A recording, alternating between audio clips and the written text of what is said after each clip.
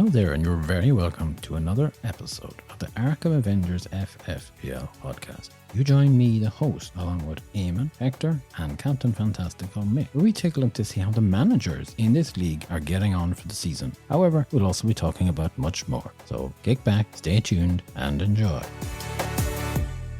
Welcome everyone to this week's show. Now, at the time of recording, Gameweek 29 is still in progress, and we will be taking a look at that game in our next episode. I also have to say that we have no Eamon or Hector, as both of them are busy getting ready for an Easter egg hunt this coming Saturday. Now, I'm not sure which one of them is going to be dressed as the Easter bunny, but I'm sure we'll find out from them soon enough.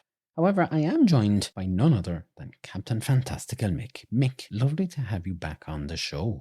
Thank you very much. It's always a pleasure to be here in studio. Now, can I ask, how are things in Blackpool these days? Your team suffered a loss last Saturday to nearby Preston North End. That has to be hard to take. Yes, I have to say it was a little bit disappointing to lose 3-1. Preston, though, are keeping the playoff hopes alive. We're 4 points away from safety. And we've got 7 matches remaining, and I have to say I'm very hopeful to get to the safety zone. The 2 back-to-back losses are unfortunate, especially when you see Wigan Athletic, and they're in 24th, they're at the bottom of the table, and Huddersfield Town are just above us in 22nd place. Both of those teams won. And you still believe, Mick, that you can keep Blackpool in the Championship? Oh yes, I've no doubt about it. We've got a good bunch of lads working hard. And then when I look at Reading's recent poor form, they're in 20th place, and Cardiff City are in 21st. Both of those teams have hit a little bit of a slump, and I think we stand a good chance of staying up because of that. We had a lot of shots on goal there against Preston, 12 I believe, and 5 of them were on target. We also had 8 corners. What we need to do now is to start getting that ball in the net a bit more. And your next opponent, of course, is Cardiff City this coming Friday. And as you said, feel they've hit a little bit of a slump. So you'll be hoping to take advantage of that. Yes, indeed, we will. I'm looking forward to that match, actually. Well, the best of luck with it, Mick.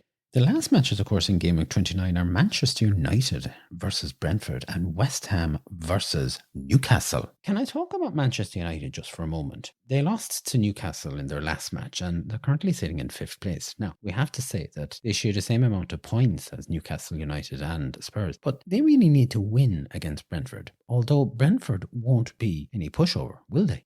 I think after losing to Newcastle, we're going to see a little bit more of a focused Man United. We'll be able to stake their place for 3rd position in this league table.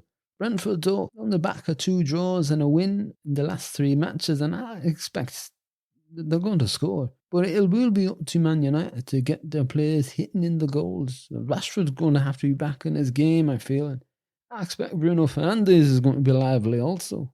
Newcastle are playing against West Ham at the end. So you've got Man United playing and Newcastle. So both of these who are going to be vying for that 3rd spot are playing. And surely Newcastle, though, are going to be looking for their 4th win in a row, especially after they bet Man United.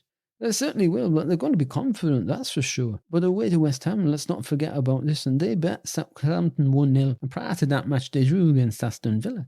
I'll expect West Ham to give Newcastle a bit of a run for their money, if you ask me. Gaming 29 has a few managers in our league who have lost points on transfers. Now, we will be going into that in more detail in the next match now. And some of the managers possibly could have lost up to 16 or 20 points, Mick. In your opinion, do you think losing that amount of points is a wise move?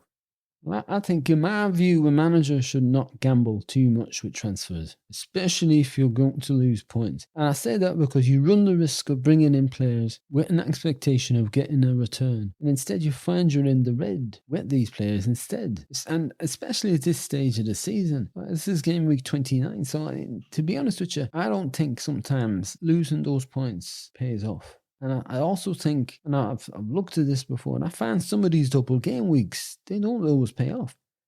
You've got players not playing, or either coming on playing part of a match. So you're not getting the full bonus of points for them there. And also, there's a question mark about trying to get some of the performance out of some of these double game weeks. I think in some instances, the double game weeks, there would be positives to them, but I think there's also a lot of negatives. Some managers might tinker about a little bit too much with the teams. I think some players also, maybe double game weeks, may not apply themselves fully. That's very interesting, and I'm sure it's something that our managers are thinking about here. You may have heard Eamon recently saying that John Giles thinks our show needs to get back to basics with the football, and less talk about the like of the movies, the Camino walks, and the other chit-chat there. What are your thoughts on that? Well, I respect John's views. That's the first thing I want to say. He's a man of information, and he's very focused on his football. He loves his football. The show, it touches on football, but I also think it's nice that we include other topics, and I think those other topics bring something different to our listeners. And I think the listeners enjoy that. I know for myself, I enjoy the movie nights, and that night we went down to Moidu for the Songs of Praise. It was very good. I enjoyed that, and of course then you had Hector's investigation after that. That was interesting to hear that there. But has John a point that maybe we should be sticking more with the football and less of all of this chit-chat and, as he said, the movie nights and the like of that? Should we not be more focused on football like it was in the early days? Well, we do talk about football, don't we? If that's the case, if John says we need to get back to basics in the football, maybe John should be addressing the other elephant in the room, and that's the matter of some of our non-effective and non-active managers. I mean, it's all fine about talking about football, but some of these managers are not doing anything. It makes it very difficult for you to talk football about that. I mean, Eamon's already touched on this many times, and now I think Hector's already on the bandwagon as well. There's some of these managers, you can't talk about them when they're not doing anything. Well, that's certainly something I think we could put to John, and maybe we might ask Eamon if John would come on the show and discuss this. Finally, so we might just delve very slightly into tips for managers who have maybe some chips left to play. There won't be too many managers now at this stage of the season, but they probably might have 1 or 2 chips left. What would be your tips, Mick?